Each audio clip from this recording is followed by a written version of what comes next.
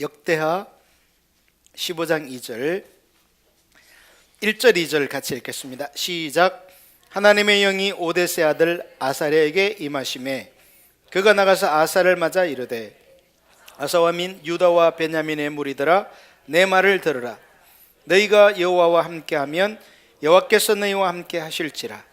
너희가 만일 그를 찾으면 그가 너희와 만나게 되시려니와 너희가 만일 그를 버리면 그도 너희를 버리시리라. 아멘.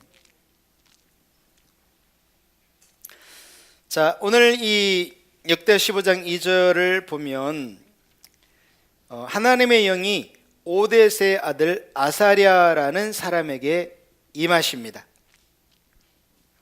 하나님의 영을 우리가 성령님이라고 부를 수 있죠. 그런데 이 성령님이 임하시면 하나님의 마음을 알게 됩니다. 하나님의 뜻을 알게 되고요. 또 특별히 하나님께서 그 하나님의 영이 임한 사람에게는 감동을 주십니다. 하나님의 마음과 뜻이 무엇인지를 깨닫게 하시는 그 감동을 주어서 하나님의 길을 이렇게 선포하게 하는데요. 그래서 이 오데스의 아들 아사랴에게 하나님의 영이 임해 가지고 이 사람이 2절에 보니까 그가 나가서 아사를 맞아 이르되 그랬는데요. 이 아사라는 사람은 유다의 왕입니다. 이스라엘이 이제 남과 북으로 이렇게 우리나라처럼 나누어져 있었는데 솔로몬 이후에 남쪽은 다윗의 지파인 유다 지파가 다스리는 그래서 유다라고 나라를 칭했고요. 그 북쪽을 이제 이스라엘이라고 칭했습니다. 남북이 이렇게 나누어져 있었어요. 그런데 이 아사라는 사람은 왕이었는데 남왕국 유다의 왕이었습니다. 그런데 이 아사는 어떤 사람이냐면 이제 원래는 다윗으로부터 이렇게 시작된 나라가 하나님을 사랑하고 하나님을 이렇게 깊이 아는 그런 신앙의 본질 가운데 이렇게 서 있는 나라였지만은 세월이 지나면서 사람들이 또 왕들이 하나님의 길을 버리고 자기가 원하는 자기가 보기에 좋은 삶으로 이렇게 떠나가는 일들이 발생하게 됩니다. 그래서 하나님의 징계도 받고 심판도 당하고 이렇게 되는데요. 그런데 이 아사라는 사람은 그러한 가운데에서도 마치 다윗처럼 하나님께로 돌이키려고 자신뿐만 아니라 나라를 그렇게 하나님께로 세우기 위해서 애쓴 그런 왕입니다. 하나님이 기뻐하는 사람이라고 할 수 있죠. 그런데 이 아사랴라는 사람에게 하나님의 영이 임해가지고 그 아사 왕을 찾아가서 이제 하는 말이 오늘 우리가 읽은 역대 15장 2절의 말씀입니다. 자, 그가 이렇게 말합니다. 아사와 및 유다와 베냐민의 무리들아 내 말을 들으라. 그러니까 이 사람은 그냥 자신의 생각을 말하는 게 아니라 하나님이 영이 임해서 그 하나님의 마음을 전달받은 것을 지금 전해주고 있는 것입니다. 그래서 그런 점에서 이 역대 15장 2절 말씀은요 굉장히 중요한 말씀이다 이렇게 볼 수 있어요. 신구약 성경 전체에 흐르는 하나님의 뜻이 무엇인지를 알 수 있는 그런 성경 구절인데요. 자, 아사와 및 유다와 베냐민의 무리들아 내 말을 들으라. 너희가 여호와와 함께하면 여호와께서 너희와 함께 하실지라. 여러분 보통 예수님을 믿는 성도들은요 여호와 하나님이 우리와 함께하는 것을 굉장히 바라고 원합니다. 할렐루야. 그걸 바라고 원치 않는 사람은 없죠. 근데 성경은 하나님이 그러면 우리와 함께하는 비결, 길이 무엇이라고 말을 하고 있는가 하면 너희가 여호와와 함께하면 이라고 표현하고 있어요. 우리가 여호와와 함께 한다는 말은 우리가 하나님을 찾으면 그런 말이에요.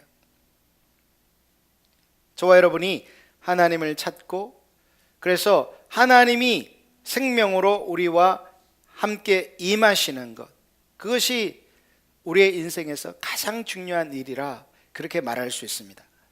보통 이제 예수님을 믿든 안 믿든 사람들은요, 내 삶에 그냥 문제가 없고 평탄하고 뭐 경제적 여유가 있고 또 몸 건강하고 이러면 그것을 최선의 삶이라고 이렇게 생각할 수 있어요.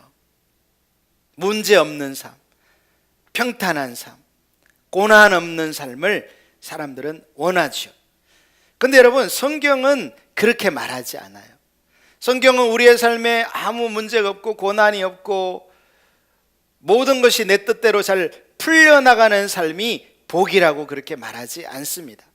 오히려 성경은 삶 가운데 이런저런 문제와 어려움이 있을지 모르지만 그것을 통해서 하나님의 백성들이 하나님을 찾는 자리로 나아갈 수 있다면 그것을 복이라고 말을 해요. 할렐루야. 여러분, 우리가 참 이 인간은 굉장히 묘합니다. 그래서 내 삶이 평탄하고 문제가 없으면요, 하나님을 더 잘 섬기는 게 아니에요. 오히려 그러한 평안한 가운데서 하나님을 떠나서 자기 중심으로 가기가 쉽다는 사실입니다. 물론 우리의 인생 가운데 문제와 어려움이 있다고 해서 다 하나님을 찾는 것도 아닙니다. 그러나 하나님의 백성들이 어려움과 고통을 과정을 통해서 하나님을 찾을 수 있다면 성경은 그것을 복이라고 말하는 거예요. 등대교회 성도 여러분들이 이 인생을 살아가면서 크고 작은 어려움과 문제들을 맞닥뜨릴 때에 하나님을 찾는 계기로 삼을 수 있는, 인생을 복되게 만들 수 있는 저와 여러분이 되기를 예수님의 이름으로 축복합니다. 성경은 너희가 여호와와 함께 하면 여호와께서도 너희와 함께 하신다고 말하고 있습니다. 여러분, 하나님이 우리와 함께 하신다는 것은요, 하나님이 우리의 인생 가운데 이렇게 함께 하시잖아요. 즉 우리의 삶 가운데 오시잖아요. 그러면 우리의 삶에는 하나님의 생명이 부어지게 돼요. 하나님의 생명이 함께하는 게 하나님이 함께하는 거예요. 그런데 그러면 하나님의 생명은 뭐냐면요, 이 하나님의 생명은 하나님의 실제예요.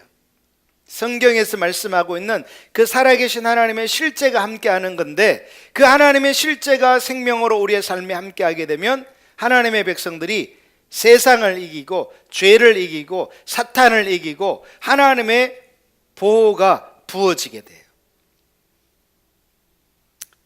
여러분, 하나님의 생명이 걷어지는 만큼 우리 인생에 고통스러운 것은 없습니다. 하나님의 이 생명이 우리의 인생 가운데 걷어지면요, 그것은 마치 무엇과 같냐면 집을 지었는데 지붕이 없는 집과 같아요. 벽이 없는 것과 같아요.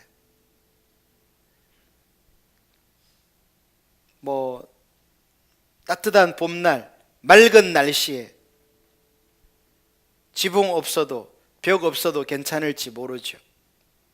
그러나 비가 오고 눈보라가 몰아치고 강풍이 불고 날씨가 추워지면 지붕이 없고 벽이 없으면 어떻게 돼요? 굉장히 심각하죠.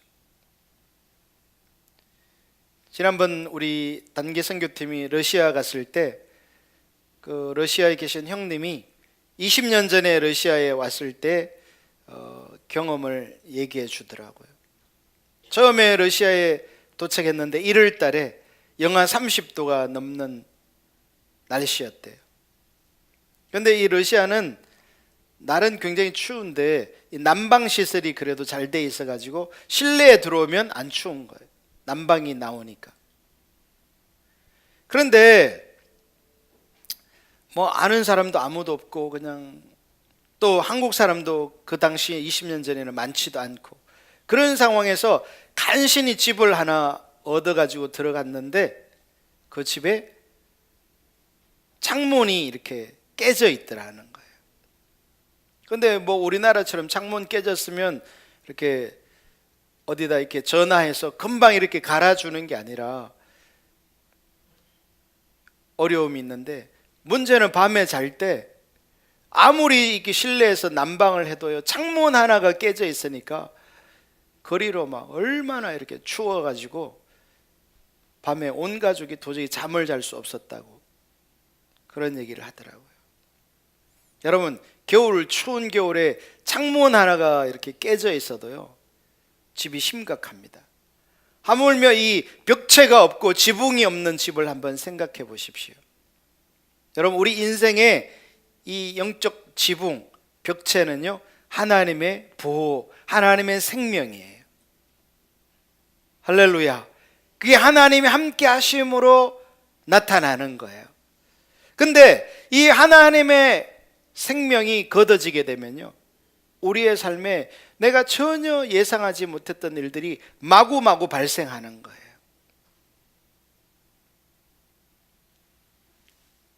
따라서 우리 등대교회 성도 여러분들이 정말 이 살아가면서 가장 중요한 것이 하나님이 생명으로 함께 하시는 거구나, 하나님이 우리와 동행하시는 거구나 하는 것을 깨달을 수 있기를 예수님의 이름으로 축복합니다.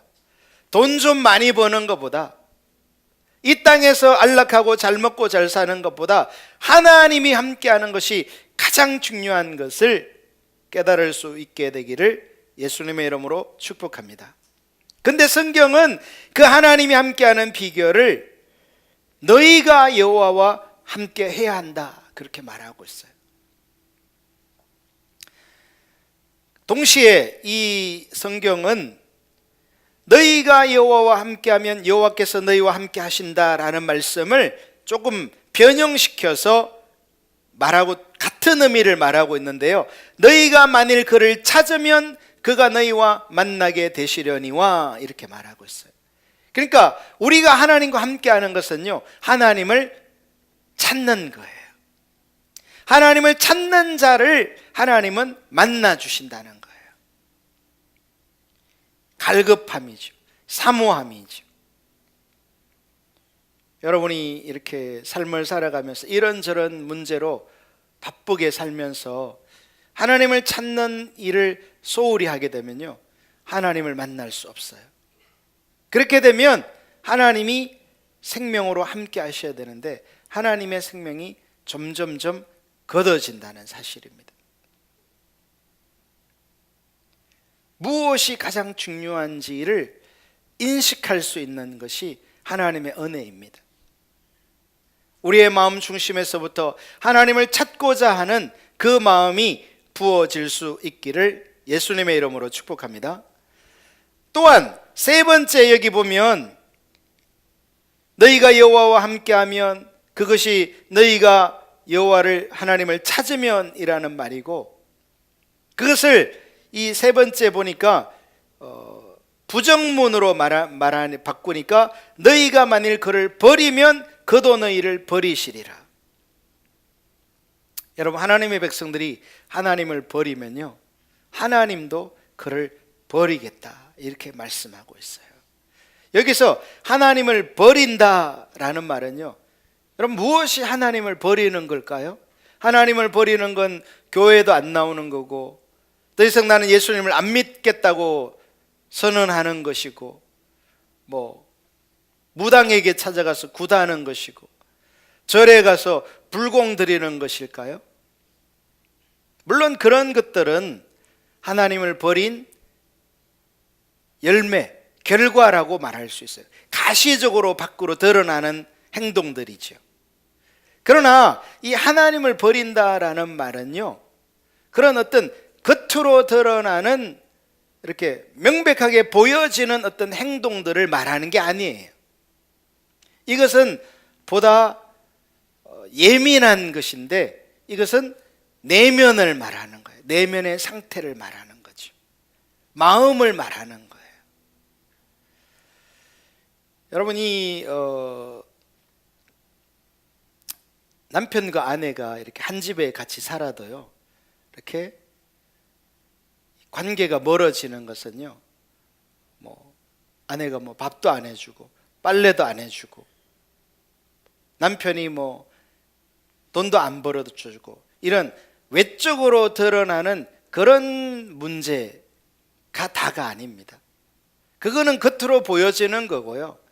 이 남편과 아내 사이에 관계성의 문제가 발생하면요, 그거는 출발이 마음에서 시작됩니다. 마음에서 뭔가 균열이 일어나는 거예요.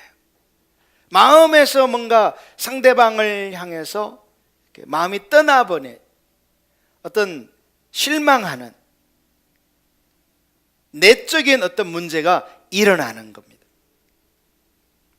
그 마음이 겉으로 표출되는 그것을 가지고 지금 심각하다 이렇게 말할 수 없다는 거예요. 더 중요한 심층적인 것은 그 내면이라는 거예요.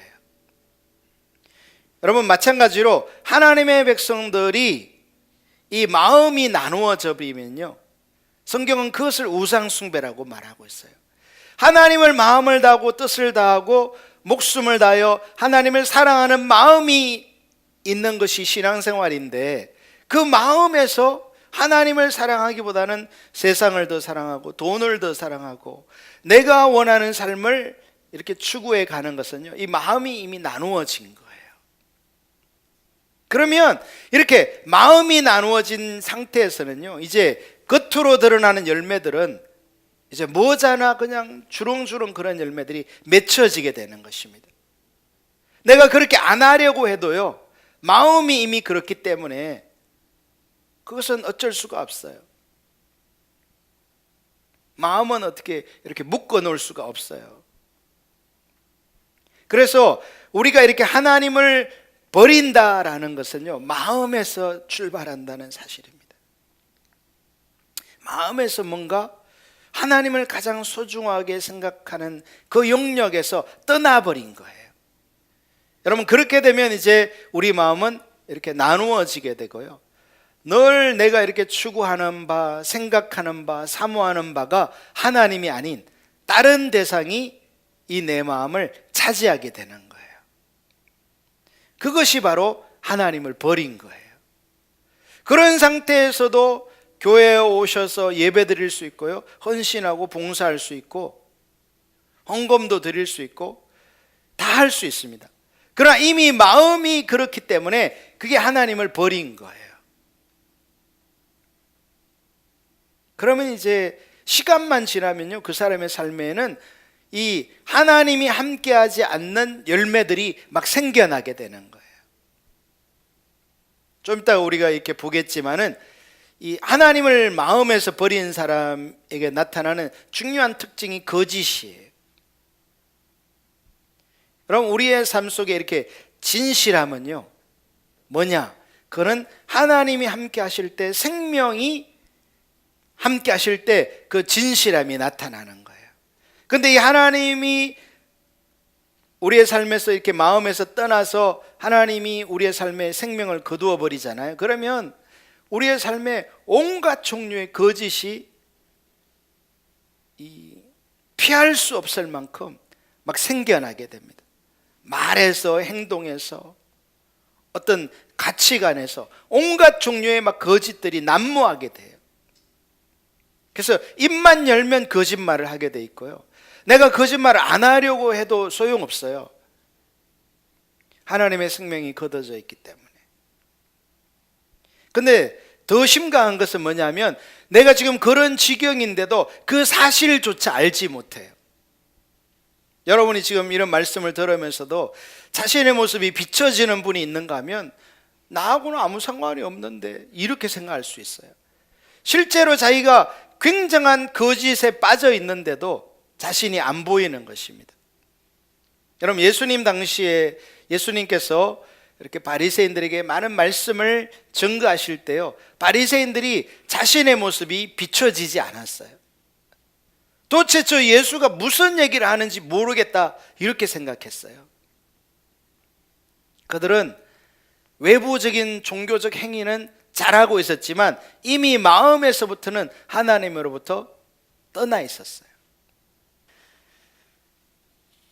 몇 군데 좀 말씀을 한번 찾아보도록 하겠습니다. 신명기 30장 17절 그러나 내가 만일 마음을 돌이켜 듣지 아니하고 유혹을 받아 다른 신들에게 절하고 그를 섬기면, 여기 유혹을 받아 다른 신들에게 절하고 그를 섬기다라는 말은 명백한 우상 숭배잖아요. 하나님이 아닌 다른 신들에게 지금 절하고 섬기고 있으니까요. 그런데 그 우상 숭배로 나타나기 전에 무슨 일이 있다는 거예요? 네가 만일 마음을 돌이켜 듣지 아니하고, 마음에서부터 시작된다는 거예요. 하나님을 떠나는 거는. 그래서 이 마음이 굳어지고 마음이 하나님을 열망하는 데서 떠나 있게 되면요, 이제 우상숭배는 피할 수가 없는 거예요. 그러니까 우리가 사실 하나님께로 돌이키는 길은요, 마음을 돌이키는 거예요. 어떤 행위를, 예배에 열심히 안 나오던 사람이 예배에 좀 더 열심히 나오고, 기도 안 하던 사람이 기도하는 그런 행위 이전이라는 거예요. 마음을 돌이켜야 돼요. 왜냐하면 우상숭배에 빠지는 경우에도 이 하나님을 사랑하는 마음에서 마음이 돌이켜지는 거예요. 그렇게 되면은 이제 어떤 외부적으로 나타나는 가시적인 잘못들이 삶 가운데 마구 일어나게 되는 거죠.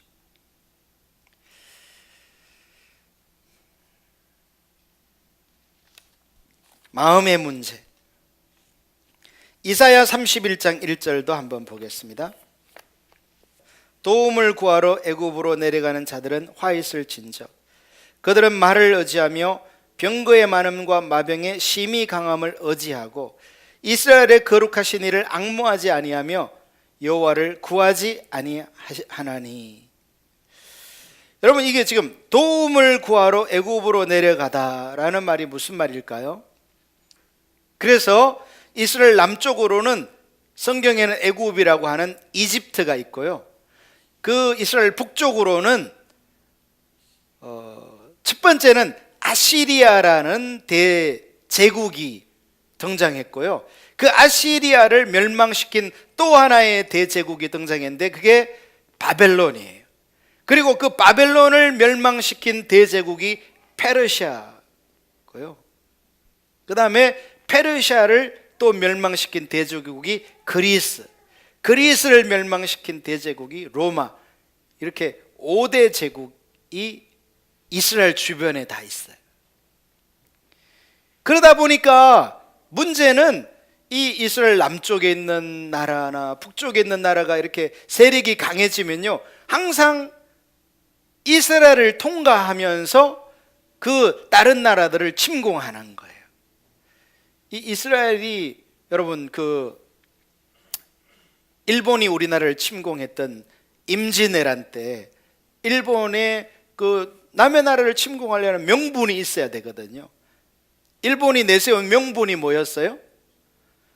우리가 명나라를 정복해야 되는데, 정벌해야 되는데 조선의 길을 좀 빌려달라, 이런 얘기였거든요. 근데 아무리 약소국이라도 남의 나라 군대가 지나가도록, 여러분, 군대는 그냥 가나요? 그게 밥도 지어 먹어야 되고 잠도 자야 되고, 그러면요, 군대가 지나가면 그게 어떤 피해가 발생하게 돼 있어요. 더군다나 다른 나라에, 우리의 통치 아래에, 지배 아래에 있지 않은 다른 나라 군대가 지나가면요, 그게 심각한 거예요.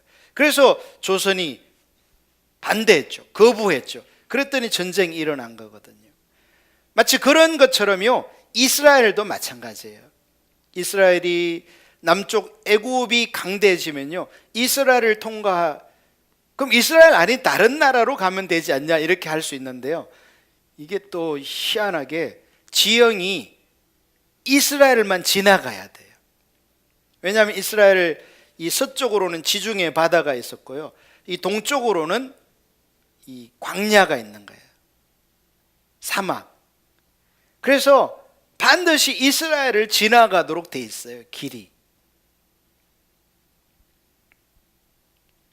그러면 이제 애굽이 강대하면 이스라엘 지나 북쪽을 점령하고, 북쪽에 있는 그런 이 제국들이 강대해지면 이 나라들은 항상 뭘 원했냐면 애굽을 자기들의 손에 넣기를 원했어요. 왜냐하면 이 애굽, 이집트는요 비옥한 곡창지대의 땅이거든요. 나일강으로 말미암는 그 삼각주로 인해서 거기에 이렇게 엄청난 이 농토가 발달해 있어요. 그래서 이 북쪽에 있는 그 5 나라들은요 언제나 이집트를 점령하기를 원했어요. 문제는 이 나라들이 항상 그렇게 상대방을 침략할 때에 이스라엘을 지나갔다는 거예요. 여러분, 여기 지금 도움을 구하러 애굽으로 내려가는 자들은 화이슬 진저 그랬는데요. 그러니까 지금 이스라엘 북쪽에서 강대국이 일어난 거예요.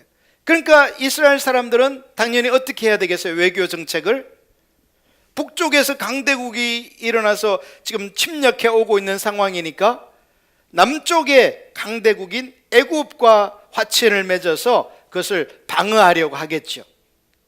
마치 우리나라가 이 6.25 전쟁 때 중국과 러시아가 북한을 도와주니까 일본과 미국의 또 연합군 16개 나라의 도움을 받은 것처럼 뭐 그런 어떤 외교적 이런 줄다리기가 있는 거죠.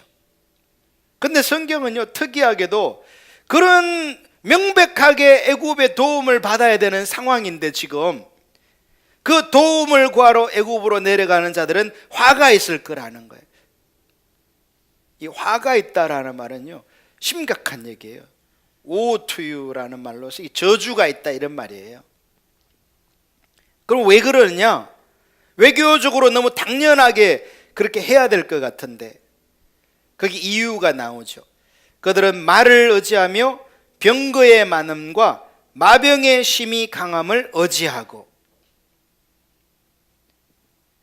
여러분, 전쟁하려면 말이, 그 당시는 기마병이 최고의 이 부대였거든요. 마치 오늘날로 치면 뭐 전차 부대, 탱커 부대 이런 것처럼 사람이 그냥 싸우는 것보다 말탄 그것이 너무 중요하고 병거가 많고 이 마병이 심히 강함이 너무너무 전쟁의 승패를 가르는 중요한 군사적 요인이었어요. 그런데 하나님께서는 그렇게 애굽을 의지하고 마병을 의지하고 병거의 많음을 의지하는 것은 저주의 길이다라는 거예요. 왜? 그렇게만 의지했을 뿐이지 이스라엘의 거룩하신 이를 앙모하지 아니하며 여호와를 구하지 아니하나니. 지금 북쪽에 있는 강대국으로 인해서 위협을 느낀 이스라엘 왕과 백성들이 남쪽에 있는 나라에 도움을 구하고 의지할 생각은 했지만은 누구를 바라보지 않았다는 거예요? 하나님은 바라지 않고 하나님은 의지하지 않았다는 거예요. 여러분, 우리가 인생을 살아가면서도요 사실 이 이사야 31장 1절에서 말하고 있는 이 자리에 빠지기가 얼마나 쉬운지 몰라요. 어떤 어려움이 있을 때, 문제가 있을 때 누가 나를 도와줄 건가? 사람을 바라보는 거죠. 환경을 바라보면서, 그래서 어떤 사람이나 환경이 나에게 도움이 안 된다라고 생각할 때 우리는 굉장히 낙심하기 쉬워요. 하나님을 바라보면서 하나님이 역사하실 것에 대한 믿음이 없는 거죠.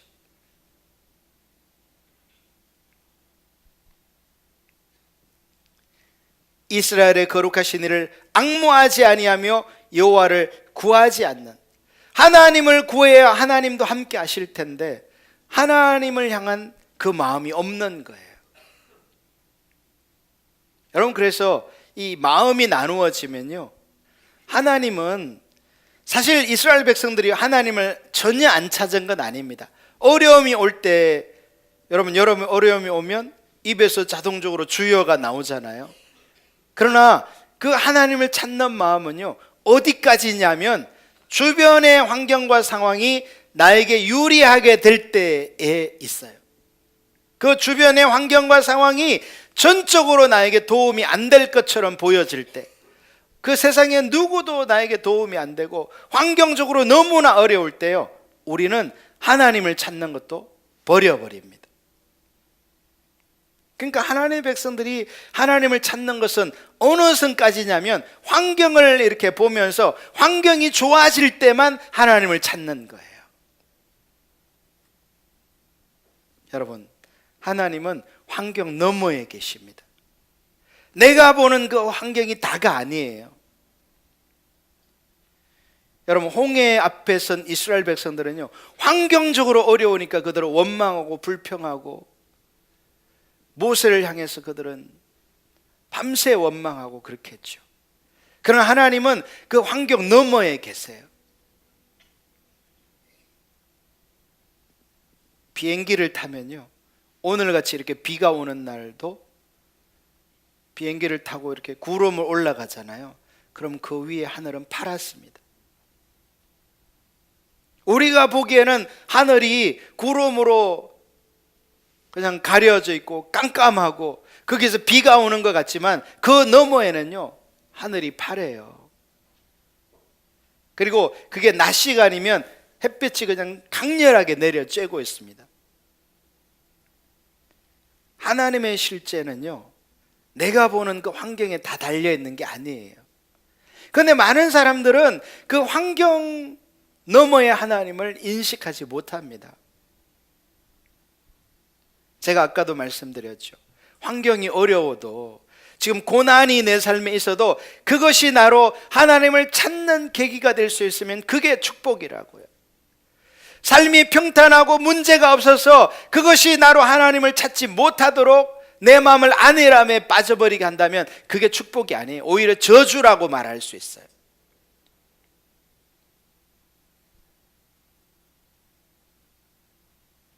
왜냐하면 하나님이 생명이기 때문에. 여러분, 하나님을 놓친 사람은 다 놓친 거예요. 그래서 이 군사가 많은 것만 의지하고 하나님을 찾지 않기 때문에 그것이 저주라는 거예요. 지금 이사야 31장 1절은. 근데 우리가 많은 경우에 이 자리에 서기가 쉽습니다. 환경이 평탄할 때만 기뻐하고 감사하는 거예요. 환경에 문제가 생기고 어려움이 있고 내가 바라는 방식으로 이 환경이 진행되지 않을 때 낙심하고 좌절하죠. 여러분, 오히려 그럴 때가 더 중요해요.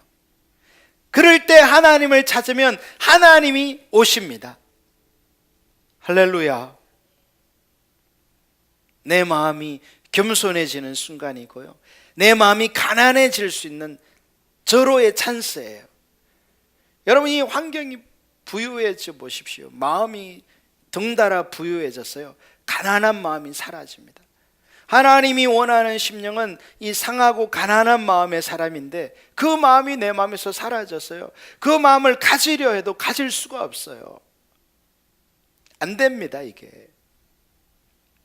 그런데 환경적 어려움을 통해서 이 마음을 가난하게 하고 겸손하게 하며 주님을 찾을 수 있다면 그것이 복되다라는 거예요. 할렐루야. 우리 동대교회 성도 여러분들이 이렇게 하나님을 향한 그 마음이 회복되면 좋겠어요.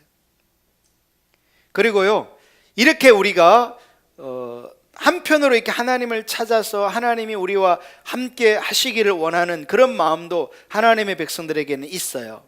그러나 동시에 그 마음 안에는요, 하나님을 찾고 싶지 않고 내가 보기에 좋은 길, 내가 보기에 선한 길을 가고자 하는 자기중심성이 동시에 존재해요. 여러분, 참 신기합니다, 이 사람의 마음이라는 거는. 근데 여러분, 우리가 이렇게, 그것이 바로 하나님을 버리는 거거든요. 자기중심의 길이, 내가 보기에 선한 길을 가는 것이 자기중심, 하나님을 버린 거예요. 그게 그렇게 되면요, 이제 이 마음에서부터 균열이 일어나면서 그것이 좀 더 이렇게 진행되잖아요. 그러면 어떻게 되느냐, 이제 하나님의 말씀을 어렵게 생각하고 하나님의 말씀을 부담스럽게 생각하고 하나님의 말씀을 버리게 되는, 불순종하는 일들이 일어나게 돼요. 자, 우리 아까 보았던 신명기 30장 다시 한번 보겠습니다.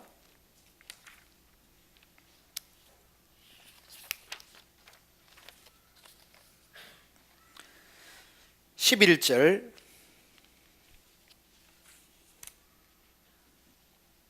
같이 읽어보겠습니다. 신명기 30장 11절 시작.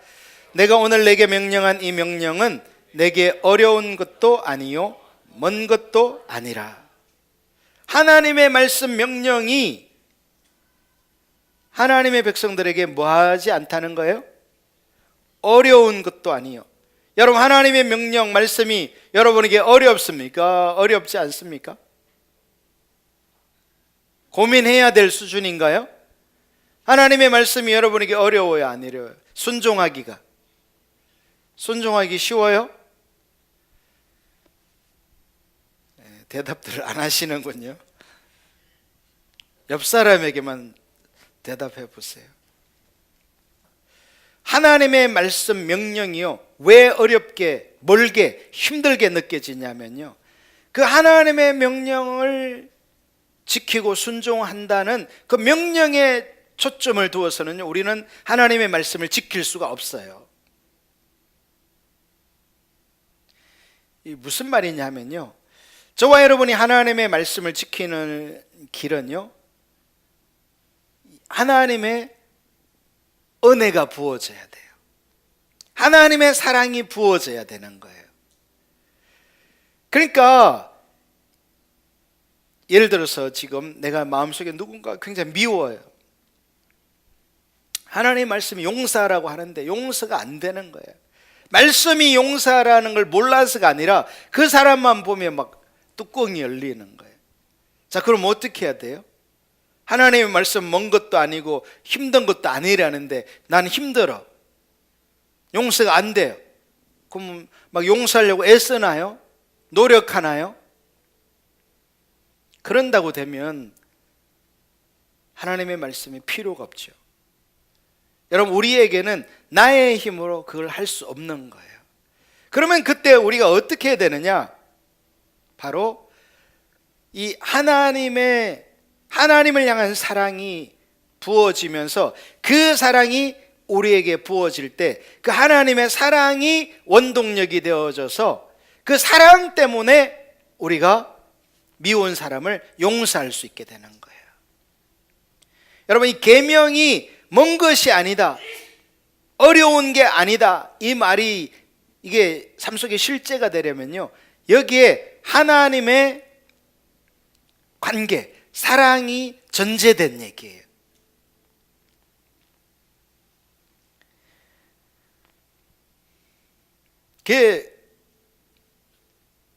이게 지금 신명기 30장 11절 내가 오늘 내게 명령한 이 명령이 내게 어려운 것도 아니요 먼 것도 아니라 그랬잖아요.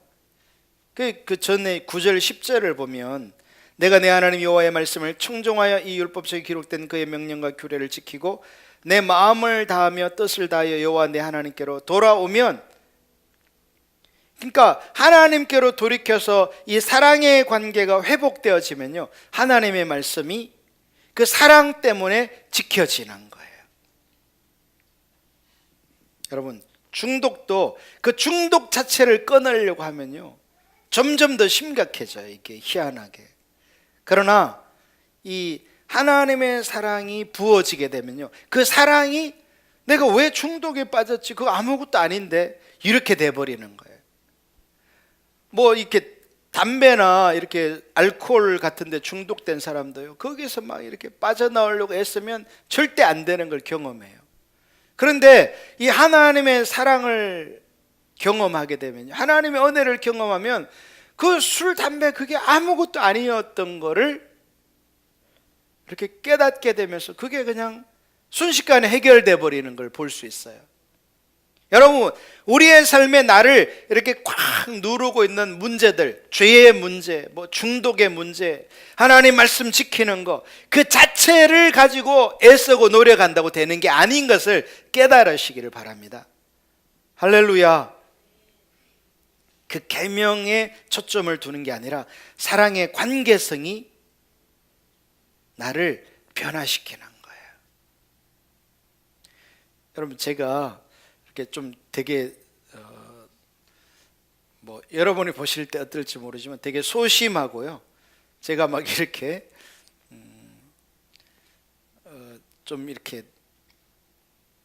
굉장히 이렇게 나서지 못하고 그래요. 제가 사실 이렇게 설교하는 건 기적이에요. 어떻게 여러분 앞에서 제가 서는 것도 못해요. 저는 제 원래 성품은, 제가 어릴 때 보면 이렇게 친척이 우리 집에 이렇게 방문하잖아요. 그러면 제가 문 밖에 나가지를 못했어요. 그러니까 인사도 못하는 거죠. 소심해가지고. 굉장히 뭐랄까, 이게 좀 대인관계 이거 장애 뭐 이런 게 있어. 하여튼 문제가 심각해요. 여러분, 그런 사람에게 그 후에 뭐 어렵냐, 그거 그냥 하면 되지, 인사하면 되고 대화하면 되지, 이렇게 해봤자 아무 도움이 안 돼요. 그 사람한테는 어려운 거예요. 그럼 어떻게 되느냐? 그것을 극복할 수 있을 만한 사랑이 부어지면 돼요. 여러분, 우리가 자녀들에게 왜 이래라 저래라 아무리 얘기한다고 자녀들이 바뀌는 게 아닙니다. 여러분이 여러분 자신에게 이래라 저래라 하면 여러분이 바뀝니까? 여러분이 막 결심하면 바뀌어요? 결심하면 살 5kg 빠지던가요? 여러분, 살 빼기는 매일 결심해도 오히려 더 찌지, 더 안 빠져요.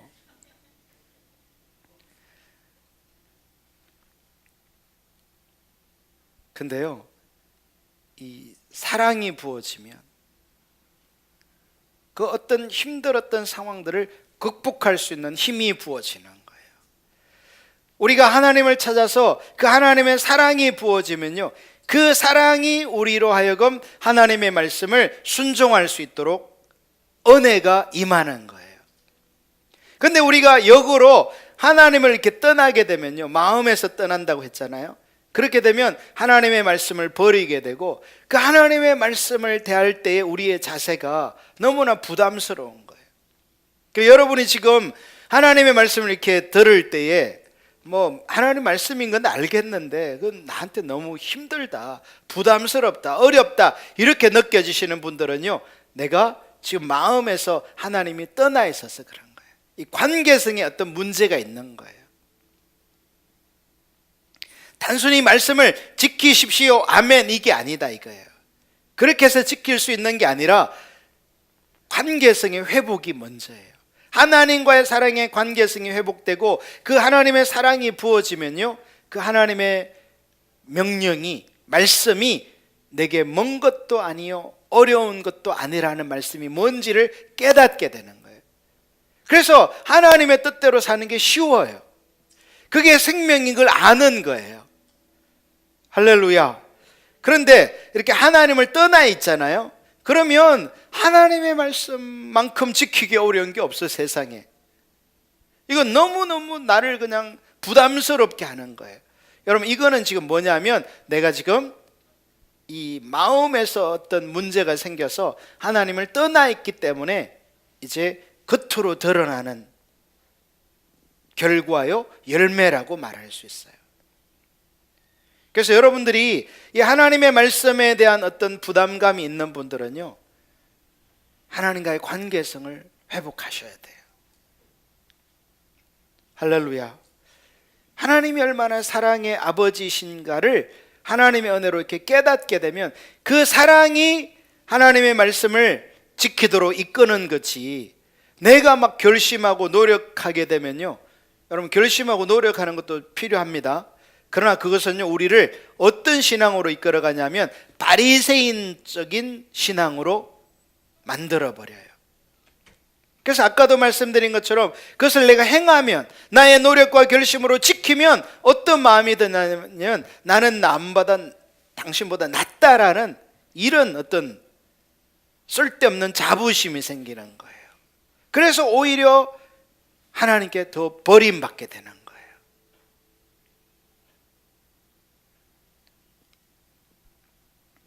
주님을 찾음으로 이렇게 사랑이 지속적으로 공급될 수 있기를 예수님의 이름으로 축복합니다.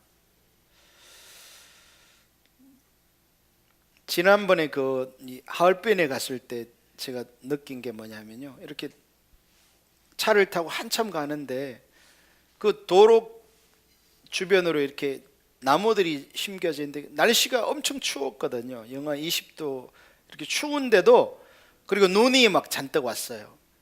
근데 신기하게요, 이 나무들 주변은 눈들이 다 녹아 있는 거예요. 여러분 겨울에 한번 눈 왔을 때 산에 가보세요. 이 나무 주변은요 눈들이 없습니다.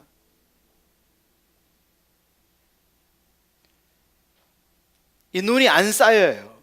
쌓여도 녹아버립니다. 막 폭설이 오면 막 이렇게 쌓일 수 있겠지 모르지만 금방 녹아버립니다. 나무 주변은, 나무가 살아있는 나무면요 눈들이 다 녹아버려요. 너무너무 신기하죠. 어떻게 막 땅도 얼고 막 지금 온도도 막 영하 10도가 넘고 이런데도, 그리고 막 눈이 왔는데도 어떻게 나무는 살아있을까요? 그 속에 생명이 흐르고 있어서 그래요.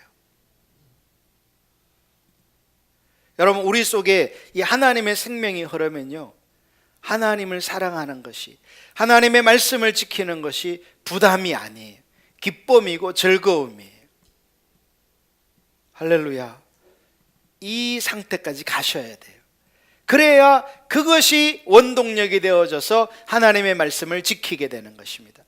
그렇지 않으면 우리는 이 하나님을 떠나려는 경향성을 가지고 있기 때문에 마음에서부터 하나님을 떠나면서 하나님의 말씀에 대하여 부담스러워하고 그것을 자꾸만 이렇게 피하려고 하는 거예요. 그래서요, 중요한 게 뭐냐면, 이 어리면 어릴수록 좋은데 이 하나님의 말씀 앞에 내 생각을 꺾는 것이 중요해요. 내 생각을 포기하는 게 중요하단 말이에요.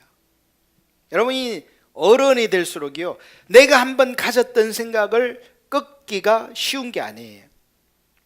내가 어떻게 인식하고 있는 것이 이렇게 변하는 게 쉬운 게 아닙니다. 굳어버려요, 이게 생각이. 그런데 우리가 하나님의 말씀 앞에 내 생각을 이렇게 내려놓고 하나님의 사랑이 부어져서 하나님의 사랑 앞에 이기 반응하는 삶을 배워나가게 되면요, 하나님을 기쁘게 하는 삶을 일생 동안 살 수 있어요. 그래서 어린이 교육이 중요하다, 다음 세대 교육이 중요하다라고 말하는 게요, 그것을 배우는 거예요. 다른 게 아니라 나를 말씀 앞에 부인하고 말씀대로 내가 항복하는 거예요. 여러분 신앙생활은 사실 다른 게 아니에요. 신앙생활은 한마디로 말하면 하나님의 말씀 앞에 내 중심적인 하나님을 떠나려는 나의 경향성을 포기하는 거예요. 그게 신앙생활이에요. 할렐루야. 그래서 예수님을 보면요, 항상 아버지의 뜻대로 행하시려고 하고, 예수님의 제자들을 봐도 항상 예수님의 말씀대로 서려고 은혜를 구했어요. 오늘날 이렇게 하나님의 백성들이 하나님을 떠난다, 타락한다라는 것은요, 자기의 관점, 자기의 생각을 하나님 말씀이 아무리 그러해도 그걸 그냥 부담스럽게만 생각하고 멀게만 생각해서 나는 나고 말씀은 말씀이고 이런 식으로 어떤 이원론적으로 생각해 버리기 때문에 신앙생활이 제대로 안 되는 거예요. 여러분 지금이라도 하나님의 말씀 앞에 나를 내려놓는, 그게 예수님이 말씀하신 아무든지 나를 따라오려거든 날마다 자기를 부인하고 나를 따르라는 말씀이에요.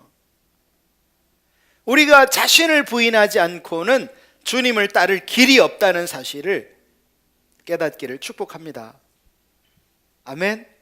우리 인간의 본성은요, 나를 부인하여 주님을 따르기보다는 내가 보기에 좋은 길을 가려는 경향성을 가지고 있어요.